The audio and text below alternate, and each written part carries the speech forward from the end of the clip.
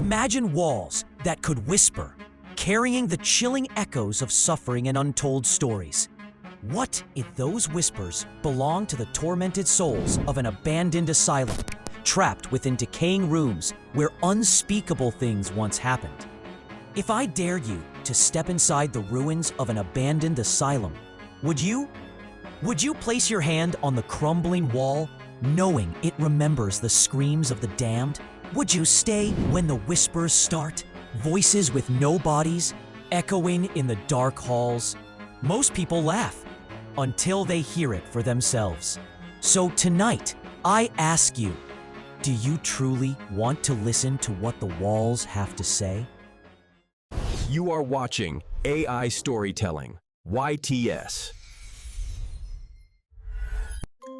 The asylum gates loom before us like rusted jaws, their iron bars twisted with time, half buried in weeds that seem to crawl rather than grow.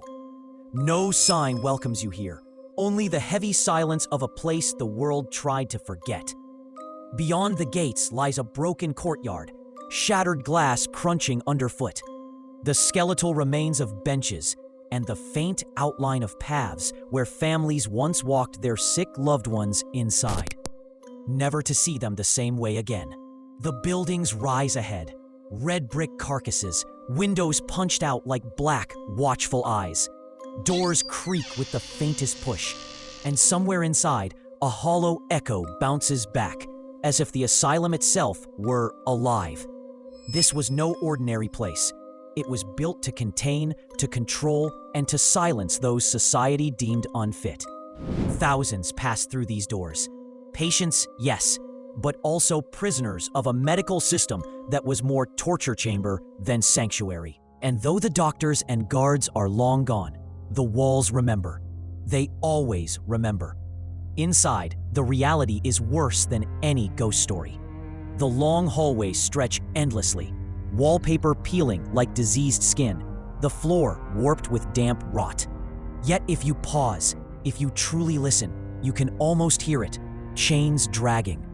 Not now, but then.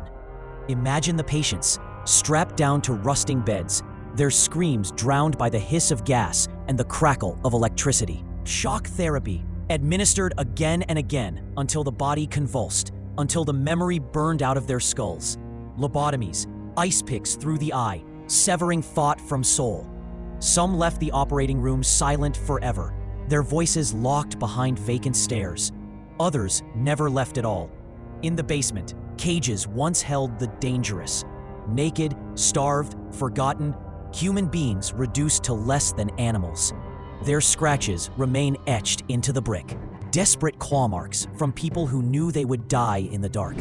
And yes, when the asylum finally shut down, when its doors closed and the world moved on, something stayed.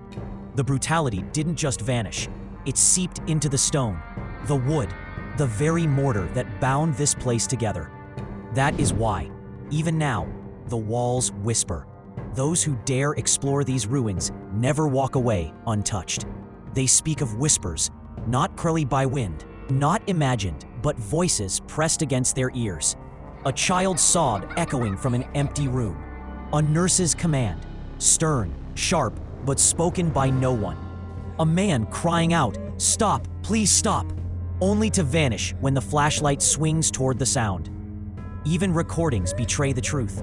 Paranormal investigators have captured screams embedded in static, guttural growls beneath the hum of silence, and whispers answering questions that no living tongue spoke. The walls are storytellers, but their tales are broken, fragmented. They do not share what happened, they relive it. And if you listen too long, you begin to relive it too. Visitors described sudden jolts of pain, needles in the skin, shocks across the scalp, as though their bodies remember treatments they never received. Others report blackouts, waking hours later with scratches across their arms and faces, as if something reached out of the walls themselves. One investigator swore he heard his own name, whispered in perfect clarity, though no one else was near. Weeks later, he was found dead in his home. The coroner claimed heart failure. But those who heard the story know better. The asylum does not like to be forgotten. There is one wing of the asylum most refuse to enter, the children's ward. The air here is colder, heavier, almost metallic with the taste of blood and medicine. Toys remain scattered across the floor. Rotted dolls, wooden blocks, a tiny wheelchair tilted on its side. At night, explorers swear they hear lullabies, but not sung sweetly. No, these are broken lullabies sung in cracked, hollow voices, words slurred as though tongues were missing. The sound drifts from room to room, never constant, always circling. Footsteps, tiny, rapid, skitter across the hallways. But no child has lived here for decades, and if you stay too long, if you wander into the playroom, you will notice something truly dreadful.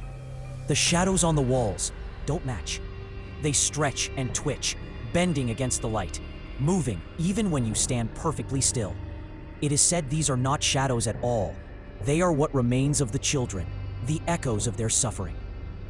Clinging to the walls in a grotesque parody of life, they will watch you. They will follow you. Some say if you stare too long, one may even slip free and take your hand, never letting go. Now, here we stand, at the very heart of the asylum, the operating theater. Rusted instruments still litter the tables, scalpels dull with time, yet glinting faintly as though eager to taste flesh again. The air is thick, suffocating, and the walls pulse faintly with warmth, as though blood still runs beneath the plaster. You place your hand on the wall, and it shudders beneath your touch.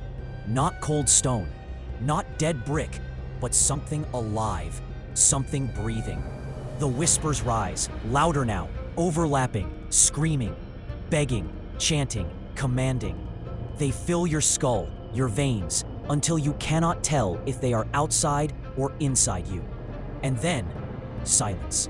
A silence so heavy it presses on your chest, freezing your breath. You are not alone.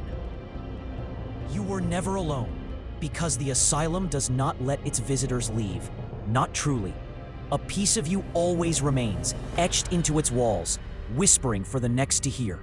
So tell me, if you stepped inside these halls, how long do you think you could last before the whispers claimed you too? Comment down below, and don't forget to subscribe AI Storytelling YTS